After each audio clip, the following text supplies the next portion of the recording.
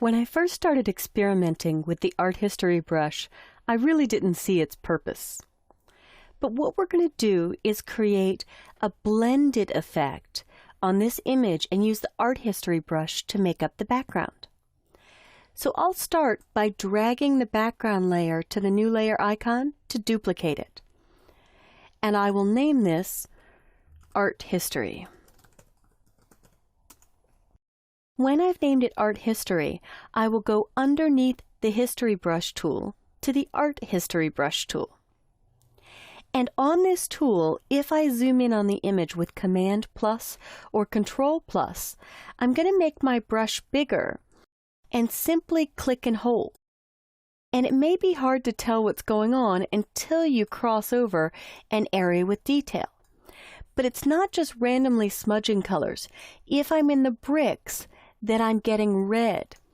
But if I move into this, I don't know what the technical term in architecture is for that, but that little shelf or ledge, kind of like a crown molding on a building, I could see that it's the green and the browns making up the image. So I can use a fairly large brush, making it bigger or smaller to turn this background really into an abstract, so it looks like I have a real photo painted directly on top of an image. And we'll end up with a mask on this image.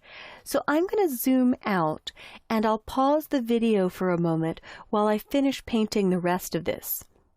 For the windows, just a note, you might want to use your left bracket or right bracket on your keyboard to make the brush bigger or smaller to really fill in final elements for this.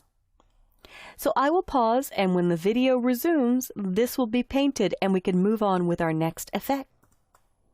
Alright, through the magic of videotape, or actually computer-based pause and resume, I have painted this whole background for you. And I even saved a cinema painted, so you can see the art history brush painting over top of the original photograph. Now I'm going to hide the art history brush layer by clicking the eye icon, and I'll click on the background and zoom in to this cinema sign. And you can even see the two little pigeons up there. I'll use my quick selection tool to select the cinema sign.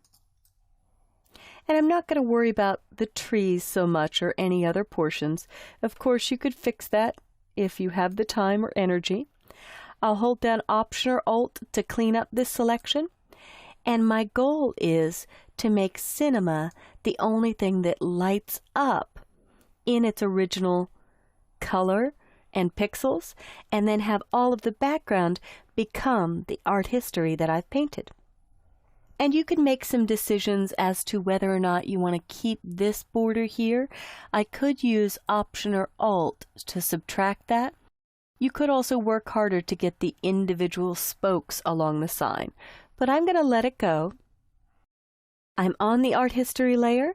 I've selected the eye icon so it's on, and now I want to reveal this below and block everything behind it. So I will choose Select Inverse, which will protect the background, and when I hit the Add Layer Mask button, now cinema shows up in its own original detail.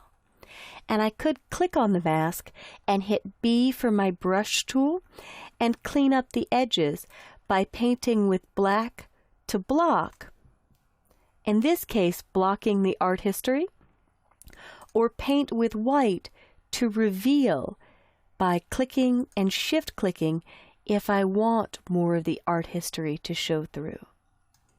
So you could decide what portions you want to reveal and what portions you want to hide, but this is an excellent way to get a special effect on an image by using art history to create an abstract background.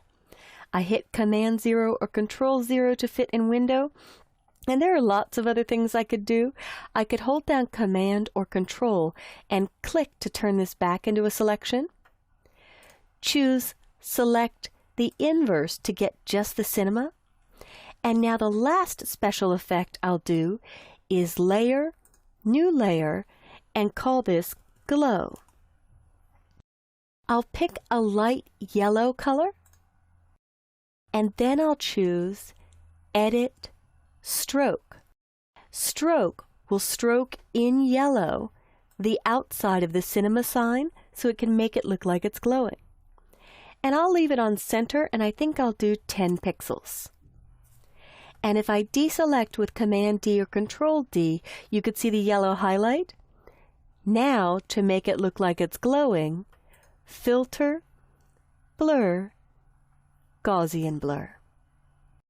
And if I click right on the cinema, it brings that into view, and I can dial up or down how much blur I'd like to have happen. So this is your tour of what the Art History brush is designed to do. I use it for abstract painting or backgrounds, and I've also included adding a layer mask and creating a glow effect by stroking a selection and then blurring that stroked selection so I could turn it on or off and you could see that glow effect.